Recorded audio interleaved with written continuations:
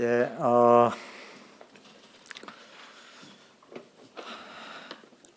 우리 고향 선배님들 반갑습니다.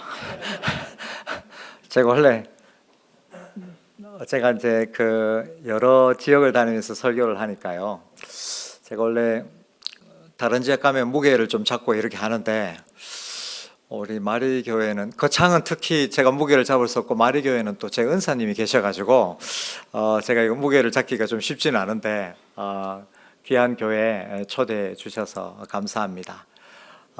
우리 박영보 목사님, 또 제가 좋아하고 응원하는 목사님 심무하는 교회 또 오게 되어서 감사하고, 또 제가 또 사랑하고 존경하는 우리 정정원 장로님, 박창옥 권사님, 40년 전에 제가 초등학교 때 40년이 넘었더라고요. 횟수를 꼽아보니까 40년 전에 제가 선생님들의 사랑을 받고 샛별 초등학교 다니고 그랬는데, 이렇게 또 우리 장로님, 권사님, 또 여러 성도님들 함께 신앙생활 하시는 곳에서 말씀을 나누게 되어서 감사하게 생각합니다. 저는 원래 가북 출신입니다. 가북인데 좀 포기하고 다르죠? 예. 혹시 가북에서 오신 분 계신가요? 고향이 가북이신 분? 가북이세요? 가북 어디세요? 그러시구나. 제가 작년 8월 달에 용산교회 갔었는데, 저는 그 위에 용암입니다. 여러분, 제일 촌이란 말입니다. 예. 저는 이제 가북에서 나고 자라서, 가북에 가시면 이제 몽속 쪽에 제일 골짜기에서 나고 자라서, 있다가, 이제 원래는 그 동네에는 교회가 없었습니다. 그쪽에는. 제가 이제 제가 54시거든요. 원래로 나이가 54인데, 제가 태어나고 자랄 때는 그 동네는 교회가 없었습니다. 교회가 없었는데, 아마 그 동네에 계속 있었으면 제가 예수님을 믿어도 늦게 믿고 아마 어떻게 됐을지 모르는데, 아무튼 이제 저희 부모님이 얘를 좀 유학을 보내야 되겠다 해가지고 읍내로 보내셨습니다. 이게 읍으로 유학을 보내서 이제 초등학교 3학년 때, 국민학교 3학년 때 이제 샛별 초등학교를 제가 다니고, 제가 샛별 거창중학교, 대성고등학교 이렇게 나왔습니다. 혹시 여기 선배님 계시면은 따로 저에게 말씀해 주시면은 감사하겠습니다. 그래서 거창에서 이제 제가 고등학교까지 하는데, 제가 이제 샛별 초등학교를 이제 다녔는데, 사실 제가 교회는 제가 고등학교 때 다녔습니다. 믿지 않는 가정에서 제가 태어나가지고 원래는 예수님을 모르다가 이제 우리 샛별 초등학교 때 다니면서 예수님 이야기도 많이 듣고, 우리 정종원 장로님, 박창원 권사님 같은 선생님들이 많이 기도해 주시고, 그래서 이제 나중에 고등학교 가서 신앙생활을 했는데, 제가 이제 고등학교 때는 지금은 참사랑교회로 이름이 바뀌었는데, 예전에 이제 동부가천교회 제가 고등학교 때 그렇게 다녔습니다. 그래서 이제 대학을 이제 서울로 갔고요. 이제 대학을 졸업하고 이제 부산에 있는 우리 고신 신학대학원을 졸업했고, 그리고 한 6년 정도 교회 이제 목사 생활을 하다가, 제가 이제 2005년도에 유학 가서 한 8년 정도 이제 유학 공부하다가, 이제 10년 전에 한국에 귀국해서 이제 교수 생활을, 신학교에서 교수 생활을 하고 있습니다. 원래는 이제 제가 한국에 들어왔을 때는 이제 서울에 있는 다른 신학교에서 이제 선생 노릇을 하다가, 이제 우리 모교인 고려신학대학원, 저도 나오고 이제 우리 목사님들도 졸업하신 고려신학대학원에 제가 이제 3년 전부터 이제 교편을 잡아서 신학생들을 가르치고 있었습니다. 우리 박영부 목사님이 작년에 이제 신대원에, 천안에 우리 신학교에 와서 공부를 하시고, 또 제 수업을 이제 또 월요일마다 오셔서 공부를 하시고 이래 하셨는데, 아주 공부를 잘하셨습니다. 제 반에 월요일마다 오시는 분이 40명 목사님이 계시거든요. 전국에서 오신 목사님이 계신데, 그 중에 1등 하셨습니다. 이분이 그런 분입니다. 박수 한번 하겠습니다. 목사님이 원래 전공은 상담이신데 저는 이제 그 전공이 성경이거든요. 신약인데 성경 과목도 이제 이수를 하시고 오셨는데 성경을 전공하는 목사님 못지않게 너무 이 페이퍼를 보고서를 너무 잘 쓰셔가지고 제가 안 그래도 마리교회 출신이라 잘 봐주려 그랬는데 우리 정종훈 장로님 안면도 있고 해서 잘 봐주려 그랬는데 봐줄 필요도 없이 너무 잘하셔가지고 아주 우수하게 공부를 잘하셨습니다. 그래서 이제 우리가 이렇게 해서 제가 이제 이 천안에서 신학교 생활을 하면서 이렇게 하고 있는데 여러분 저는 원래 목사가 되기에도 또 신학교의 선생이 되기에도 합당하지 않은 자입니다. 하나님께서 은혜로 저를 불러주셔서 예수 믿지 않는 가정에서 예수님을 믿게 해주시고 예수님을 믿을 뿐만 아니라 교회의 목사가 되게 해주시고 또 교회의 목사가 될 뿐만 아니라 목사들을 기르는 신학교의 선생이 되게 해주셨는데 이것을 어떻게 제 입으로 제가 무슨 자격이 있다고 이걸 도대체 어떻게 아무리 찾아봐도 그럴 자격이 전혀 없는데 주께서 은혜로 저를 세워주시고 은혜로 오늘까지 세워주시고 사용해 주셨습니다. 이 은혜가 너무 감사하고 고마워서 제가 오늘도 그 예수님의 은혜, 하나님의 은혜에 대해서 여러분과 함께 이 복음을 좀 나누고 싶습니다. 제가 이제 학교의 선생으로 있기 때문에 여러 교회에서 이렇게 이제 설교를 하고 또 뭐 사경회도 하고 이렇게 합니다. 그래서 이제 지난주에도 울산의 어느 교회에서 이제 3일 집회를 하고 왔는데 여러분 제가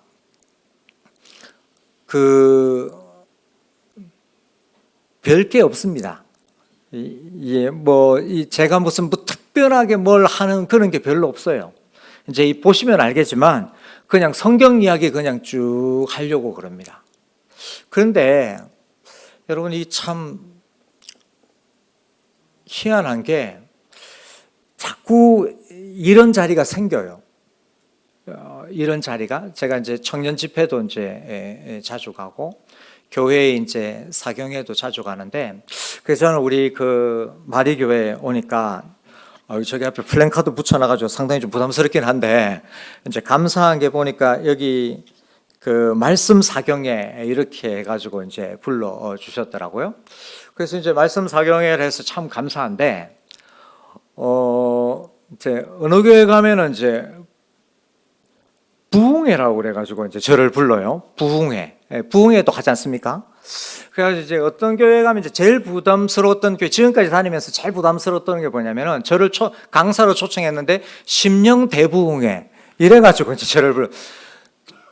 도대체 어떻게 해야 될지 하여튼 심령을 부흥시켜야 되는데 어떻게 해야 될지 상당히 좀 난감한데 할 줄 아는 거라고는 이제 성경 가르치는 것밖에 없는데 어떻게 해야 되나 그런 이제 고민이 듭니다.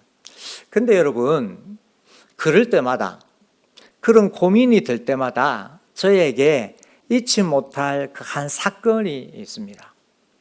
그 사건이 뭐냐면 지금부터 한 7년 전쯤에 있었던 일인데요. 여러분 혹시 그 SFC라고 들어보셨습니까?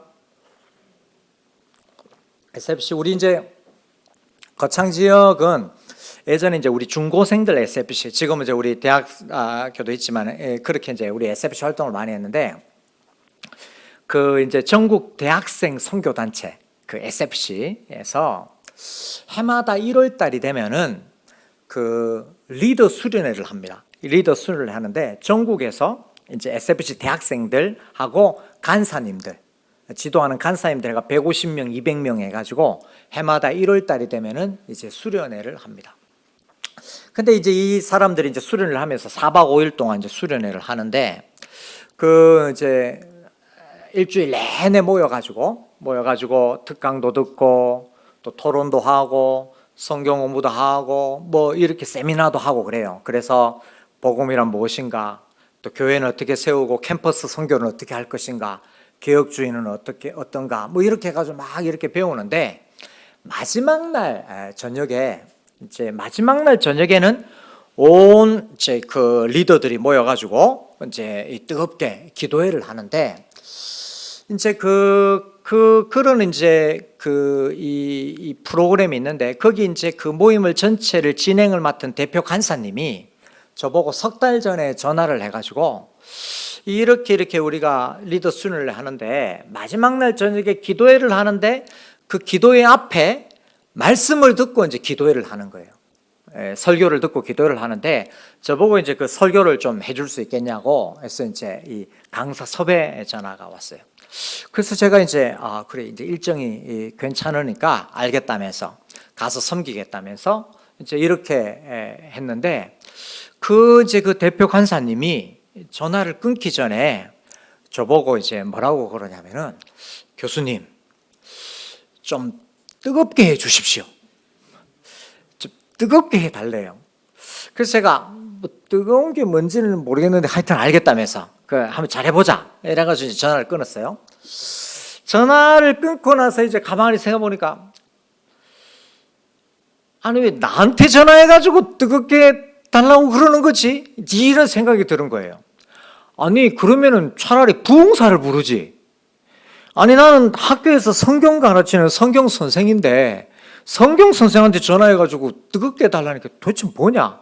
안 그러면 차라리 캠퍼스에서 대학생들에게 복음 전하는 그 현장 사역자를 부르지 왜 나한테 이렇게 뜨겁게 달라고 그러나 이렇게 이제 생각하고 있었는데 그때 하나님께서 성경 한 구절을 생각나게 해 주셨는데 그게 여러분 우리가 오늘 성경 누가복음 22장 읽었잖아요. 근데 누가복음 그 뒤에 보시면은 여러분 24장을 한번 보실까요? 누가복음 24장 25절, 26절, 27절 그거 한번 보시겠습니다. 누가복음 24장 25, 26, 27 성경 있으신 분들만 다 같이 한번 읽어보실까요? 시작. 이러시되 미련하고 선지자들이 말한 모든 것을 마음에 더디 믿는 자들이요 그리스도가 이런 고난을 받고 자기의 영광에 들어가야 할 것이 아니냐 하시고 이에 모세와 모든 선지자의 글로 시작하여 모든 성경에 쓴 바 자기에 관한 것을 자세히 설명하시니라. 아멘. 감사합니다. 자, 여러분, 우리 마리교회 성도 여러분, 이거 지금 누가 한 말일까요? 지금 우리가 성경 구절 읽었는데요. 여러분, 이거 누가 한 말일까요? 여러분, 이거 우리 마리교회 성도님들은 아시는지 모르겠는데, 여러분, 우리가 이제 교회에서 목사님들이나 강사들이 질문을 많이 하잖아요. 뭐 교회 학교 선생님들도 질문을 많이 하고 그러는데 이게 여러분 교회 생활 해보면 좀 아시겠지만은 구약을 물으면요 하나님이라 그러면은 정답일 확률이 높고요 신약을 물으면은 누구라 그러면 정답일 확률이 높을까요? 예수님이라 그러면은 정답일 확률이 높아요. 지금 이 누가복음입니다. 신약입니다. 자 여러분 이건 누가 한 말일까요? 어떻게 하셨어요? 예수님이 하신 말씀입니다. 자 그럼 이게 두 번째 질문이 중요한데 예수님이 지금 누구에게 하신 말씀일까요? 누구에게 하신 말씀입니까? 여러분 그 성경이 있으신 분들은 13절 위에 보면은 뭐라고 되어 있어요? 13절 위에 보면 제목이 뭐라고 되어 있습니까? 엠마오 보입니까? 예. 엠마오 길에 내려가는 두 제자에게 예수님이 나타나셔서 하신 말씀이에요. 이게 우리가 교회를 좀 다니면은 엠마오로 내려가는 제자에게 예수님이 나타났다. 이제 유명한 이야기인데 여러분 지금 엠마오로 내려가는 제자들의 마음이 어땠을까요? 엠마오로 제자들이 내려가다가 예수님이 딱 나타나셨잖아요. 그럼 예수님이 나타나기 전에 엠마오에 내려가는 제자들의 마음이 어땠을까요? 장로님 말씀 대답해 주셔서 감사합니다. 예. 보통 보면 이제 어른들이 모인 그 때는 대답을 잘 안 하십니다. 대답을 잘 하는데 우리 정종원 장로님 대답해 주셔서 감사합니다. 제가 지금 여러분 이렇게 교회 다닐 때마다 이렇게 이 본문 가지고 이제 좀 설명하고 하는데 제가 보니까 이제 여러 그 성도님들이 전국에 있는 우리 교회 성도님들이 다양한 대답을 하시는데 제가 이때까지 다니면서 제일 들었던 제일 황당한 대답은 뭐냐면 어느 교회 청년부 수련회 가고 제가 이 질문을 갖다 청년들에게 했습니다. 여러분 지금 청년들에게 여러분 지금 이 엠마오로 내려가는 두 제자의 마음이 어땠을까요? 그러니까 제일 앞에 앉아있던 그 굉장히 엉뚱한 청년인데 뭐라고 그러냐면 목사님 제 마음도 모르겠는데 뭐 남의 마음까지 저보고 자꾸 말하라고 그러십니까? 뭐 이런 청년들도 있었습니다. 여러분이 이제 우리가 내 마음은 아니지만은 그래도 남의 마음이지만은 성경에 나오니까 한번 생각해 보면 이 엠마오로 내려가는 제자들입니다. 이 사람들은 아직 뭐냐면 예수님이 이미 부활했는데 부활한 사실을 몰라요. 부활한 사실을 모르고 십자가만 알고 엠마오로 지금 내려가고 있었습니다. 그러니까 부활을 모르고 예수님이 죽은 것만 알고 내려가고 있는 거예요. 그러니까 그 마음이 어땠을까? 그걸 제가 이제 여쭤보는 거예요. 이 사람들이 처음에 예수님을 생전에 만났을 때는 세상이 뒤집어지는 줄 알았어요. 왜냐하면은 이제 예수라는 분만 있으면 내 인생에 이제 어떤 문제도 없겠거든요. 됐다 이제. 나는 이제 됐다. 이제 예수라는 분만 있으면 내 인생의 고생 끝, 행복 시작. 왜냐? 예수라는 분만 있으면요, 아무리 거친 파도가 일어나도 예수님이 잠잠해라. 그럼 잠잠해주고, 아무리 아픈 일이 있어도 예수님이 갖다 대면 낫고, 배가 고파도 예수님이 먹을 걸 만들어내시고, 그래, 나는 이제 예수라는 분만 붙들고 있으면 되는구나. 세상이 뒤집어지고 이제 행복한 일만 남아서 싱글벙글 웃고 다녔어요. 그런데 웬걸요? 어느 날 이 예수라는 분이 너무 힘없이 체포되더니만은 맥없이 십자가에 달려 돌아가신 거예요. 아이고, 이제 내 인생은 끝났다. 예수라는 분만 믿고 있으면은 이제 내 인생 펼 줄 알았는데 이제 나는 뭐 의지할 사람이 아무것도 없구나 하면서 하늘이 무너지는 것 같이 낙심이 되었어요. 너무 실망하고 낙심되어서 엠마오를 터벅터벅 내려가고 있었습니다. 낙심한 마음, 실망한 마음, 좌절한 마음으로 내려가고 있었어요. 그때 오늘 우리가 읽은 말씀, 예수님이 나타나셔서 그 제자들에게 나타나신 거예요. 그럼 낙심해 있는 제자들에게 예수님이 나타나셔서 딱 한 가지를 하셨습니다. 네 이놈, 말이야, 믿음 없이 내가 부활한다고 그랬는데 예루살렘에 조금만 참고 기다리지. 이렇게 꿀밤을 때리시며 야단치신 것도 아니고, 야들 안 되겠다, 일로 와봐라, 안수기도 한판 하자. 기도가 중요하지만 이때는 기도하신 것도 아니고 딱 하나를 하셨습니다. 여러분, 오늘 우리 좀 전에 읽은 누가복음 24장 25, 26, 27인데 여러분 27절만 다시 한번 읽어볼까요? 27절만 다시 한번 읽어보겠습니다. 시작. 이에 모세와 모든 선지자의 글로 시작하여 모든 성경에 쓴 바 자기에 관한 것을 자세히 설명하시니라. 낙심한 제자들에게 예수님이 이거 한 가지 하셨어요. 뭐 하셨어요? 성경을 설명해 주셨어요. 성경을 풀어주셔서, 성경을 풀어서 예수님이 어떤 분이신지를 가르쳐 주셨어요. 그랬더니 어떻게 됐습니까? 그 밑에 32절 보시면은,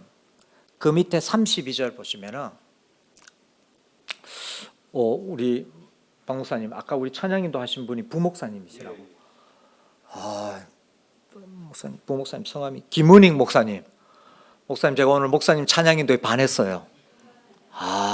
진짜 너무 찬양이들 은혜롭게 참 잘해 주시네. 여러분, 저만 느끼는가요? 그렇죠. 목사님 너무 찬양인들을 잘해 주셔서 참 감사합니다. 목사님, 그런 의미에서 32절 한번 읽어 주시겠습니까? 네, 뒤에서 한번 크게 한번 읽어 주세요. 그들이 서로 말하되 길에서 우리에게 말씀하시고 우리에게 성경을 풀어 주실 때에 우리 속에서 마음이 뜨겁지 아니하더냐 하고. 예, 감사합니다. 이겁니다. 예수님이 떠나고 나서 제자들이 이야기하는 거예요. 예수님이 그때 낙심한 우리에게 나타나셔서 성경을 풀어주시니까 우리 속에서 마음이 뜨겁지 아니하더냐. 말씀을 풀고 그리스도가 드러나니까 죽었던 마음이 살아나게 되고, 낙심한 마음에 희망이 생기고, 상처이던 마음이 치유되고, 마음이 살아나기 시작하는 거예요. 뭐 할 때요? 성경이 풀어질 때, 그리스도가 드러날 때. 그래서 마리교회 성도 여러분, 저 그냥 그래서 이거 하나 딱 하러 왔습니다. 성경을 풀어서 이 못난 저를 여기까지 구원하시고 인도하신 그분을 드러낼 것입니다. 그리스도를 드러내고 복음을 소개할 것입니다. 그러면 복음의 주인 되시는 예수님이, 성경의 저자 되시는 성령님이 우리 마리교회 성도님들 한 사람 한 사람의 마음을 살리고 마음에 희망이 생기고 마음이 치유되어서 세상을 살아갈 수 있는 용기와 힘이 되는 그런 사경에 되시기를 주님의 이름으로 축원합니다. 아멘. 그래서 여러분, 이런 마음으로 제가 여러분에게 오늘도 말씀을 들고 섰습니다. 오늘 이제 본문으로 가가지고 누가복음 22장에 예수님이 제자들과 돌아가시기 전에 빵과 포도주를 나누면서 성찬식을 제정하는 장면입니다. 이 장면이 꽤 인상적입니다. 예수님이 빵을 주시면서 내 몸이라 그러시고 포도주를 주시면서 이것은 너희를 위하여 흘리는 내 피라고 말씀해 주셨습니다. 그리고 나서 예수님이 진짜 하고 싶은 말은 이그 빵을 먹고 이 피를 마실 때마다 나를 꼭 기억해야 된다. 이 빵을 먹고 이 피를 마실 때마다 나를 꼭 기억해야 된다. 이 말씀을 하셨어요. 그래서 우리가 예수님을 잘 기억하는 것이 우리의 살 길입니다. 그것을 위해서 예수님이 이 말씀을 주셨고, 그것을 위해서 예수님이 빵을 주셨고, 그것을 위해서 예수님이 포도주를 주셨고, 그것을 위해서 예수님이 죽으셨습니다. 예수님을 기억하는 것이 우리의 살 길이기 때문에, 우리가 위로받는 길이고 우리가 소망을 가지는 길이기 때문에 그 말씀으로 여러분과 함께 나누도록 하겠습니다. 자, 그러면 여러분, 제가 이제 첫 번째 드릴 말씀은, 그러면 이 빵과 포도주를, 성찬식을 주신 것은 예수님이 우리 보고 예수님을 잘 기억하도록 하기 위해서인데, 어떨 때에 예수님을 잘 기억해야 되는지, 어떨 때에 성찬을 하고 어떨 때에 예수님을 잘 기억해야 되는지, 그것을 오늘 본문에서 두 가지로 이야기해요. 평소에도 우리가 예수님을 잘 기억해야 되지만 특별히 이때는 성찬을 해야 됩니다. 특별히 이때는 빵과 포도주를 먹고 마시면서 예수님을 기억해야 됩니다. 딱 두 가지 상황. 그게 누가복음에서 말하는 건데, 이때 특별히 우리가 성찬을 대할 필요가 있고 예수님을 기억할 필요가 있는데요.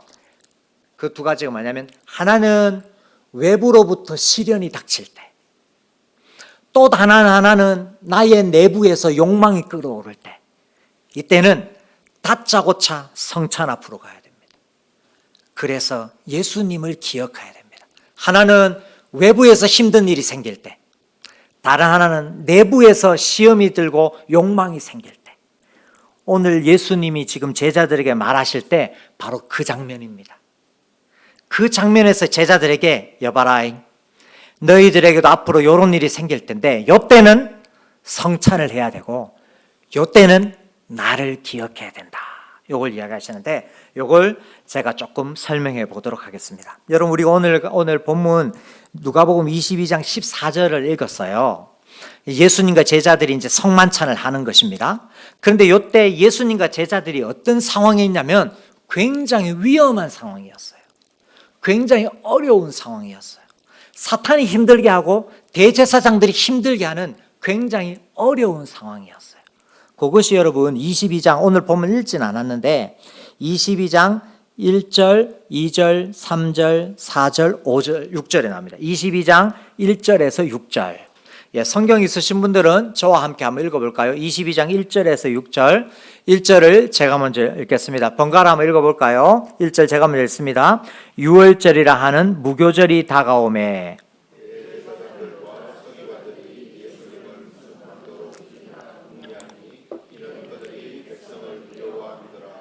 열둘 중 하나인 가롯인이라 부르는 유다에게 사탄이 들어가니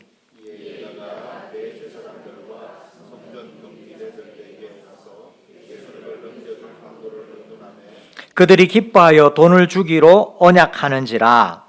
유다가 허락하고 예수를 무리가 없을 때에 넘겨줄 기회를 찾더라. 이게 예수님과 제자들이 지은 놓인 위급한 상황이었어요. 사탄이 노리고 대제사장이 핍박하고 유다는 배신하고, 배신과 핍박과 사탄의 공격, 이것이 예수님과 제자들이 놓인 상황이었습니다. 이때 성찬을 대해야 돼요. 사람들이 배신하고요, 사람들이 나를 핍박하고 못살게 굴고요, 사탄이 나를 공격할 때 우리는 성찬식으로 와야 됩니다. 그래서 예수님을 기억해야 됩니다. 마리교회 성도 여러분, 저는 제가 마리교회를 사실은 잘 모릅니다. 마리교회 제가 이제 처음 왔고 잘 모르는데, 마리교회 있는 줄은 알았지만은 제 마리교회 성도님들이 어떤 분인지는 사실은 저는 전혀 모르고요. 근데 이제 우리 목사님께 잠깐 물어봤는데, 저는 마리교회 성도님들은 다 마리에 사시는 줄 알았습니다. 근데 읍에서 오시는 분들이 많다고 그러대요. 예.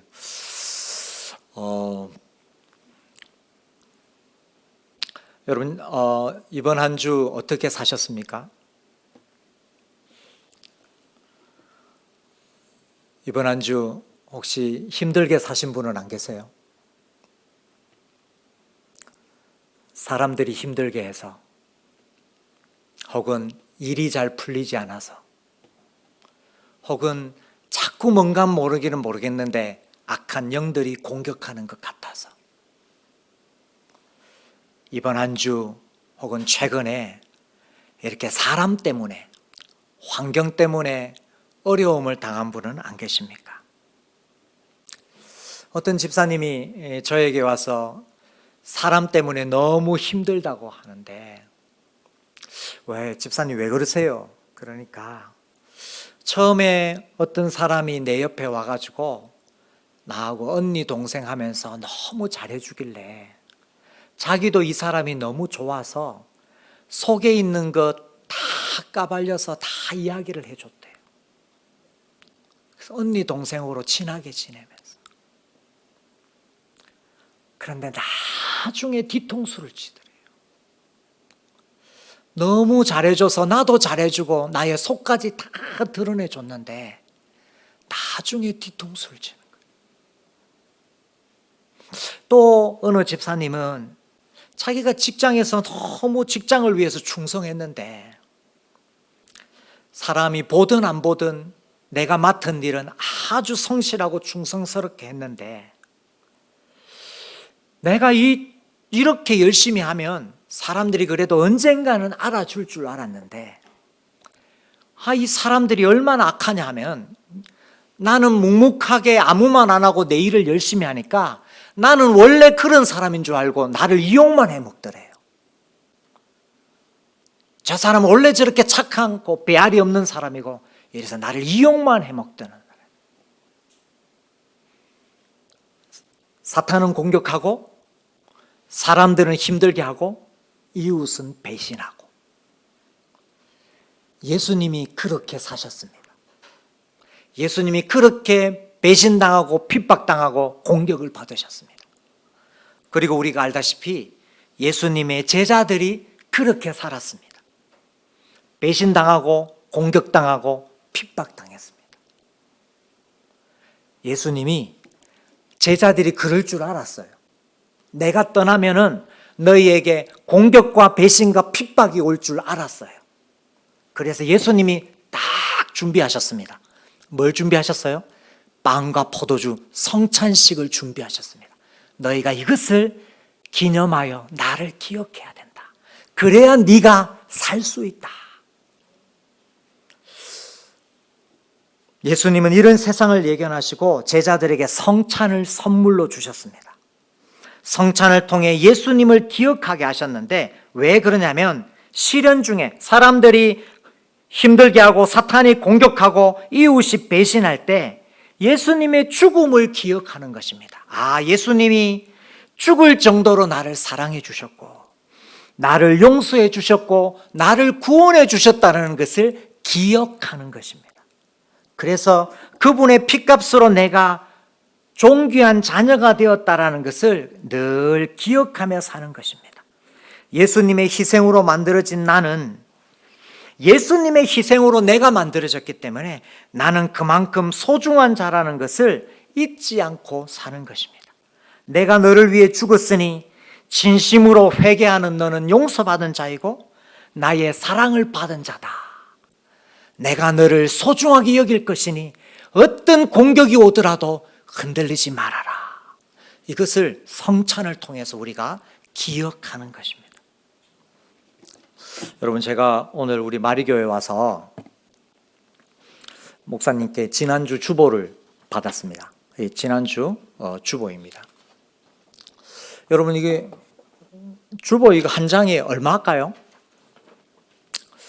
이거 한 장에 값어치로 하면은 목사님 한 얼마쯤 할까요?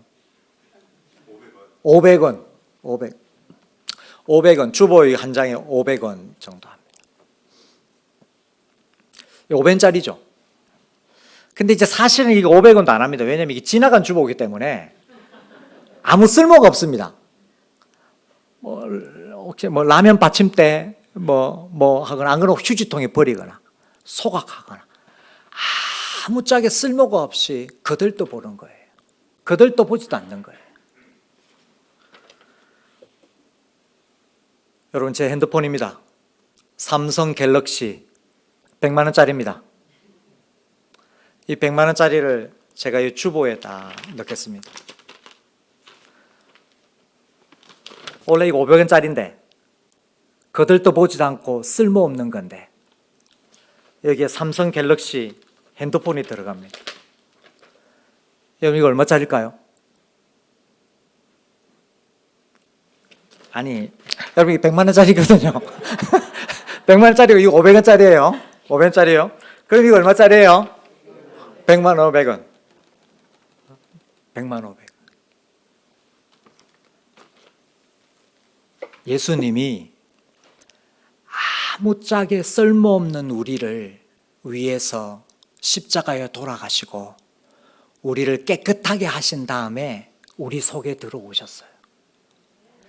그래서 우리가 성찬을 대할 때마다 내가 너를 위하여 죽었다. 내가 네 안에 있고 너는 나만큼 귀한 자다. 그러므로 사탄이 공격하고 이웃이 배신하고 사람들이 너를 힘들게 할지라도 너의 귀함을 잊지 말아라. 내가 너를 위하여 죽었나니 너는 존귀한 자다. 이걸 성찬을 대할 때마다 우리로 하여금 알게 하는 거예요. 그래서 세상이 힘들 때는 성찬에 와서 예수님의 죽음을 기억하고 예수님이 나를 위해 죽을 만큼 나는 귀한 자다 라는 것을 기억해야 되는 것입니다. 그래서 여러분, 우리가 세상이 힘들 때는 성찬을 참여하고 예수님을 기억해야 됩니다. 두 번째, 내 안에 욕망이 끓어오를 때 또 성찬을 대해야 됩니다. 예수님을 기억해야 됩니다.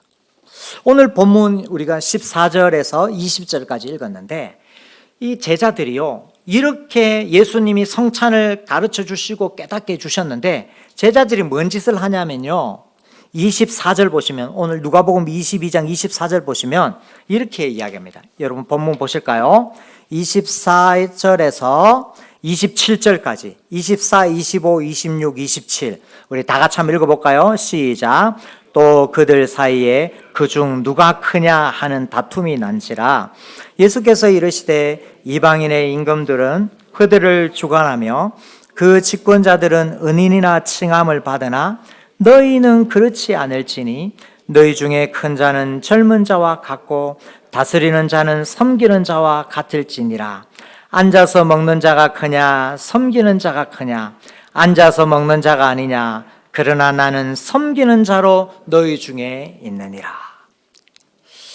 제자들이 지금 뭐냐면 24절에 보면 또 그들 사이에, 제자들 사이에 그중 누가 크냐고 다툼이 일어났어요. 이게 제자들이 마주할 두 번째 현상입니다. 첫 번째는 외부의 시련, 세상이 힘들게 할 때 성찬에 가서 예수님을 기억해야 되고, 두 번째는 내부에서 욕망이 일어나서 자꾸 크고 싶을 때, 자꾸 높이 되고 싶을 때, 다른 사람을 누르고 내가 교만해지고 싶을 때, 그때 어떻게 되느냐?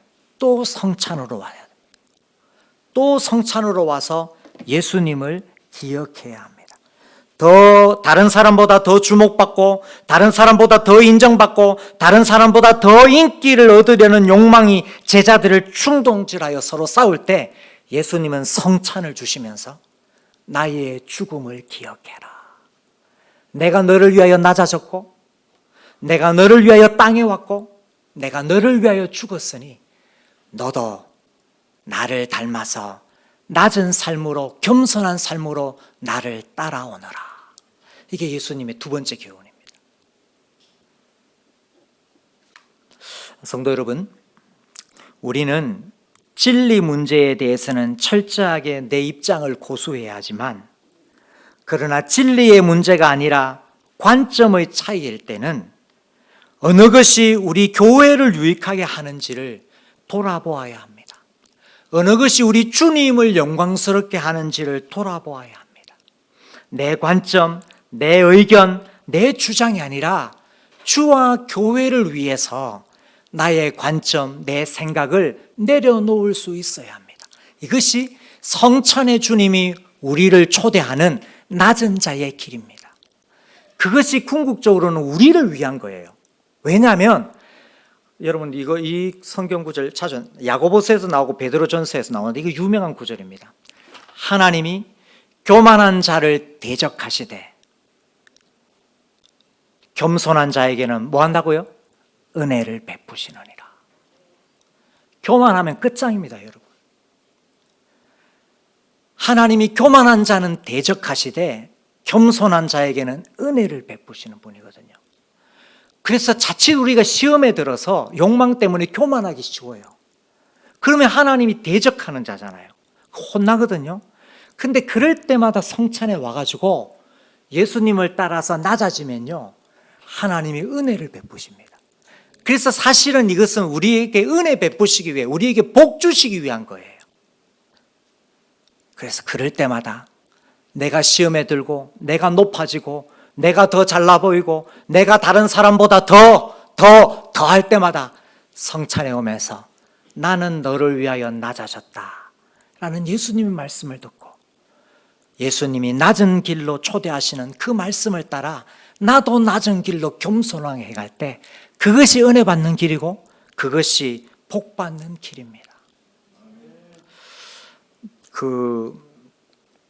우리 마리교회는 안정되게 우리가 잘 살아가고 있지만, 저는 들은 이야기입니다만은 워낙 이제 이민교회에서는 서로의 주장과 서로의 이 욕심 때문에 굉장히 심한 교회의 어려움이 있는데, 여러분, 저는 이런 일이 실제로 있었을까 싶습니다만은 실제로 미국에 이민교회 하시는 목사님이 이렇게 이야기를 하시는데, 여러분 이거 한번 들어보십시오. 이게 진짜 사실인지 모르겠습니다. 하여튼 근데 저는 직접 들었습니다. 그 목사님에게. 이민교회에서 피아노를 이제 새로 구입을 해가지고 피아노를 본당에 어디에 놓아야 되는지를 가지고 성도들이 논쟁이 벌어졌습니다. 재직회 때. 한쪽 부류의 성도들은 피아노는 성가대 옆에, 우리 피아노 이거 하십니까? 예. 피아노는 성가대 옆에 해야 이 반주자도 성가대 다원원도 지휘자를 보고 한 마음으로 찬양할 수 있다 해가지고 피아노를 성가대 옆에 오른쪽에 놓자고 하는 부류의 사람들이 있었습니다. 그런데 또 재직회의 또 한 부류의 사람들은 그게 아니라 피아노는 성가대의 반대쪽에 있어서 피아노 소리와 사람의 찬양 소리가 조화롭게 본당에 흐르게 돼야 된다. 그래서 피아노는 본당의 왼쪽에 있어야 된다. 이래가지고 싸워야 되는 거예요. 싸운 거예요. 피아노를 왼쪽에 넣어야 되는가 오른쪽에 넣어야 되는가. 격렬하게 논쟁을 했습니다. 지휘자를 같이 봐야 된다.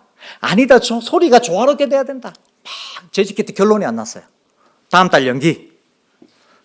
그래서 그 다음 달에 또 막 해가지고 또 안 됐어요. 나중에 되니까 이게 이제 성도들이 오기가 생겨가지고 내 의견을 무시해? 내가 이 교회를 위해서 한 게 어느 정도인데, 그래가지고 더 막 서로 핏대를 내세우면서 이렇게 한 거예요.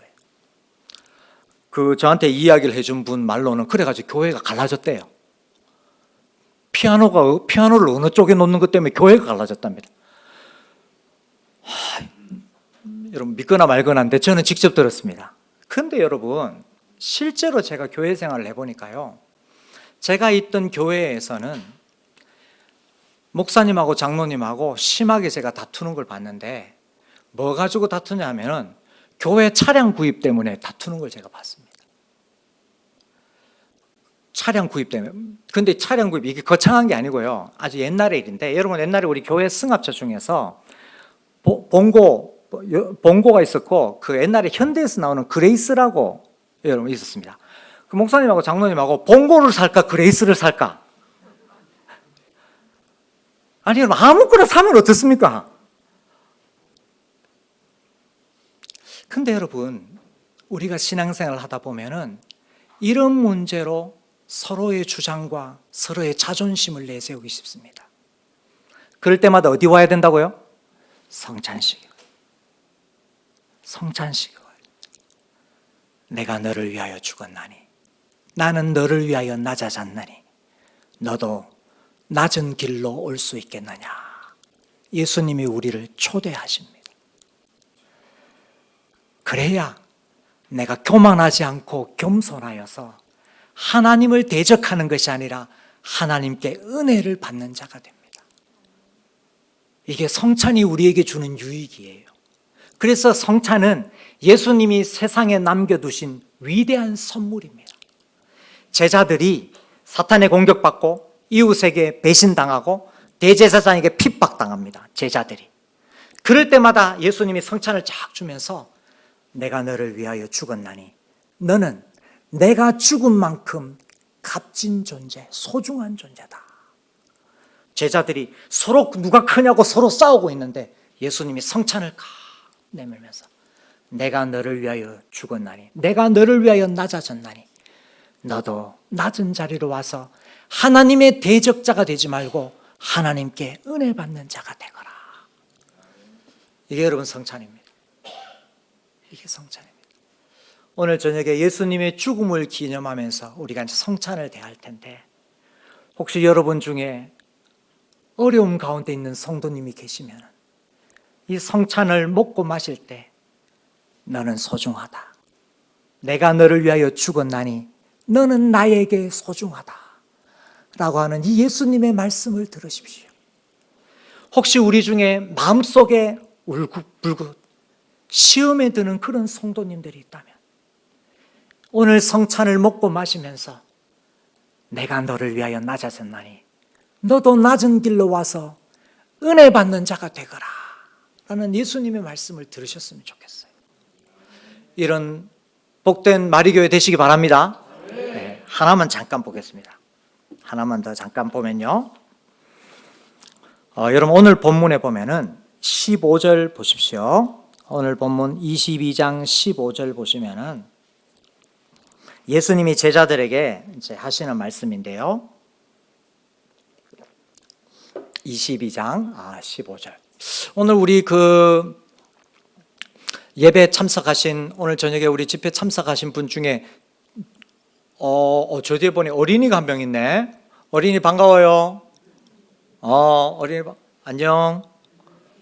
몇 살이에요? 몇 학년이에요?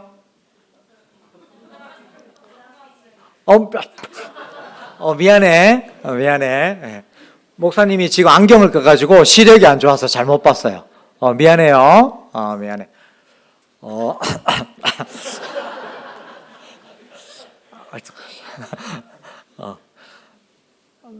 나중에 내가 맛있는 거 사줄 거야. 미안해요. 이름이 뭐예요? 박이삭.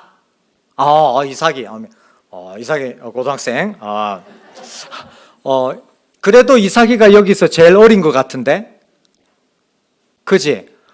이삭이 고등학생 때 잘 왔어요. 감사해요. 혹시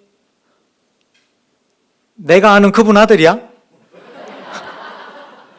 이삭이, 내가 아빠한테 잘해줄게. 아빠한테 잘해줄게요. 이삭이가 오늘 본문 성경 한 구절만 읽어줄래요? 22장 15절. 이삭이가 15절 한번 읽어줄래요?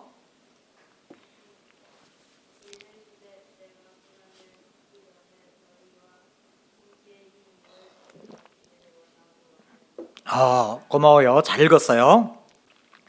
여러분 여기 보면 예수님이 이 유월절 만찬을 대하면서 성찬을 제정하면서 내가 이렇게 말씀합니다. 내가 고난을 받기 전에 너희와 함께, 내 제자인 너희와 함께 이 유월절 먹기를 원하고 원하였다. 예수님이 간절히 원하신 것입니다. 제자들하고 이렇게 함께 원하는 것을요. 여러분 이 원하고 원하였다는 표현은 우리가 좀 자주 보는 것 같은데 실제로 성경에서는요 여기밖에 없어요. 신약 성경을 통틀어서 예수님이 원하고 원하였다라는 것은 여기밖에 없습니다. 그만큼 예수님이 성찬을, 유월절을 제자들하고 먹기를 굉장히 원하신 것입니다. 왜 그렇게 원했어요? 세상에 남겨진 제자들이 걱정이 돼가지고, 시련 앞에 놓인 제자들이 걱정이 되고, 욕망 앞에 놓인 제자들이 걱정이 돼가지고 성찬을 제자들에게 꼭 선물로 주고 싶어가지고, 이런 이유로 제자들과 유월절 만찬을 먹기를 원하고 원하셨는데요. 여러분 원래 유월절은 우리가 알다시피 이스라엘이 출애굽할 때 이스라엘이 양을 잡은 것입니다. 그렇잖아요, 그죠? 애굽을 떠날 때 이스라엘이 양을 잡아가지고 양의 피를 문설주에 임방에 발라가지고 그죠? 하나님이 애굽을 심판할 때 그 양의 피를 바른 집만 넘어가서 심판을 하지 않고 넘어가서 그것이 이제 유월절이잖아요. 그래서 뭐냐면은 양의 피를 바르고 하나님을 믿은 사람은 심판받지 않고 구원받고, 나머지 양의 피를 믿지 않고 양의 피를 바르지 않는 사람은 심판받은 거. 이것을 기념하는 게 유월절이잖아요. 그래서 이스라엘 백성들은 빵과 포도주를 먹고 이래 하면서 이제 유월절을 꼭 지켰는데, 이제는 예수님이 19절에 가면은 유월절을 이스라엘 백성들은 대대로 지켰는데, 이제는 예수님 뭐라고 그러냐면 빵과 포도주를 나누는 성찬식을 지키라고 합니다.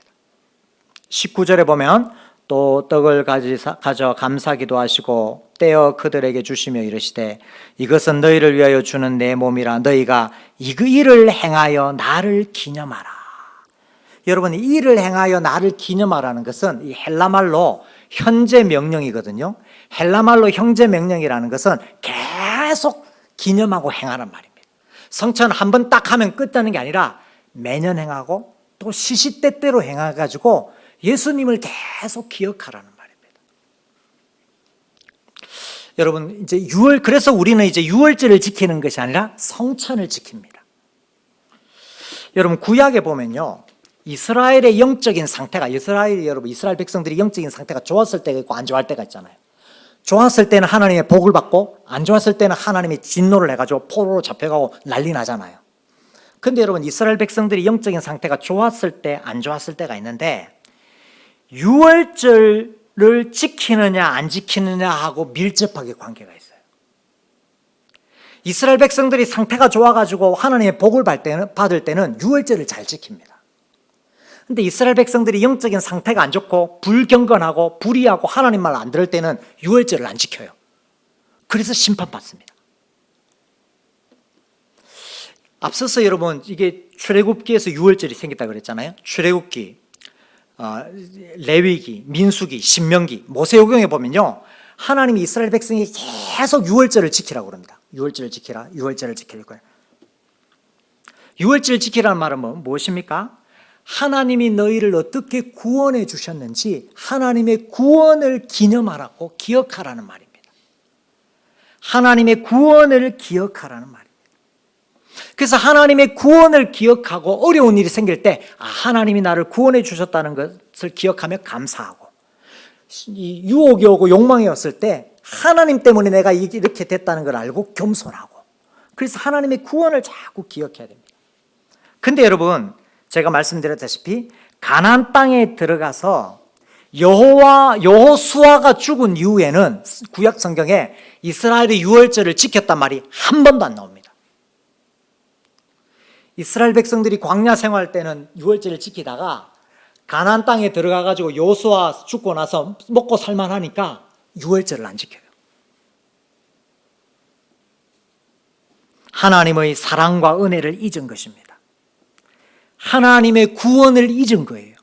그래서 위협이 오면 두려워하고요. 욕망 때문에 교만합니다.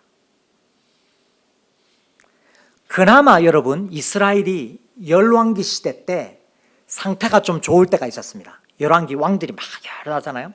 그래서 열왕기 시대 때 보면요, 제일 상태 좋을 때, 좀 좋은 왕일 때가 대표적인 두 사람인데 하나는 요시야 왕이고 하나는 히스기야 왕입니다. 그런데 딱 그때 그 두 번만 유월절을 지켰다는 말이 있어요.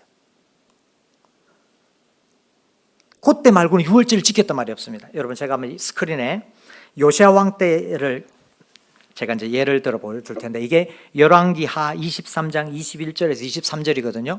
여러분 스크린 보시면서 한번 읽어보실까요? 시작.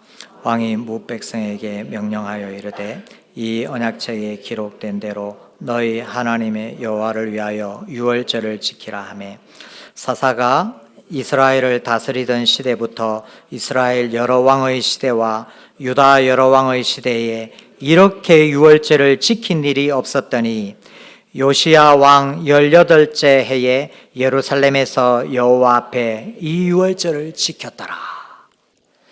보십시오. 이때까지 이렇게 유월절을 지킨 일이 없대요. 요시야 때 반짝 지킵니다. 상태가 좋았거든요. 그래서 하나님이 심판을 미루십니다. 그리고 나 다음에는 역대하 30장에 히스기야 때가 나옵니다. 요 구절 또 한번 읽어보실까요? 시작. 히스기야가 온 이스라엘과 유다의 사람을 보내고 또 에브라임과 므낫세에 편지를 보내어 예루살렘 여호와의 전에 와서 이스라엘 하나님 여호와를 위하여 유월절을 지키라 하니라. 여기 말고는 구약에 여러분 여호수아가 죽은 후에 유월절을 지켰다는 말이 없습니다. 그리고 이 히스기야 죽고 나서는 또 유월절이 사라집니다. 그리고 결국은 이스라엘은 심판받아서 바벨론 포로로 끌려갑니다. 여러분 알다시피 바벨론 포로가 이제 끝나고 귀환을 했는데 그때 또 반짝 지킵니다. 에스라의 때 보면은 반짝 유월절을 지켰단 말이 있습니다.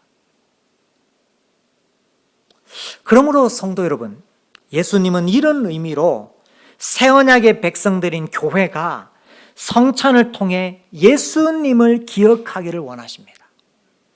예수님을 잘 기억하느냐 안 하느냐에 따라서 영적인 상태가 결정되고요, 복이냐 화가 결정이 됩니다.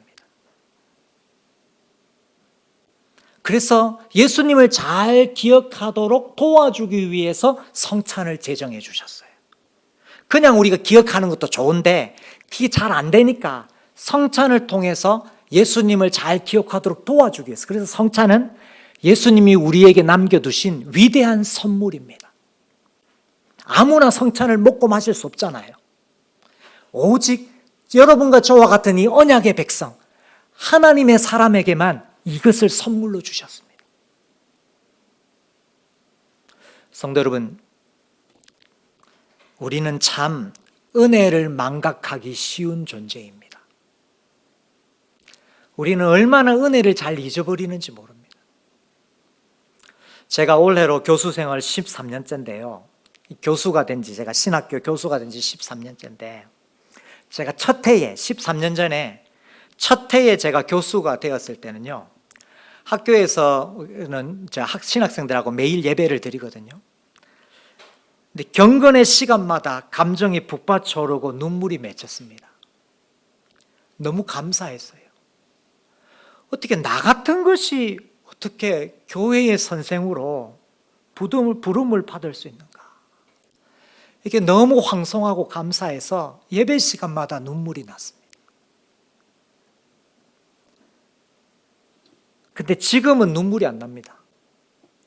여전히 감사한데 눈물이 안 납니다.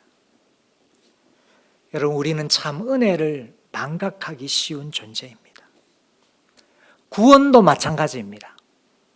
제가 예수님을 고등학교 때 인격적으로 만나고 구원의 은혜를 체험하고 나서 너무 좋았습니다. 세상이 달라 보였습니다. 제가 날짜가 기억이 나지 않는데 몇 주인지 몇 달인지 기억이 나지 않는데 구름 위에 떠다니는 것 같았습니다. 너무 예수님이 좋았어요. 구원해 주신 게 감사했어요. 지금도 여전히 구원이 감사하지만 그 정도로 뜨겁지는 않은 것 같습니다. 우리는 참 은혜를 망각하기 쉬운 존재입니다.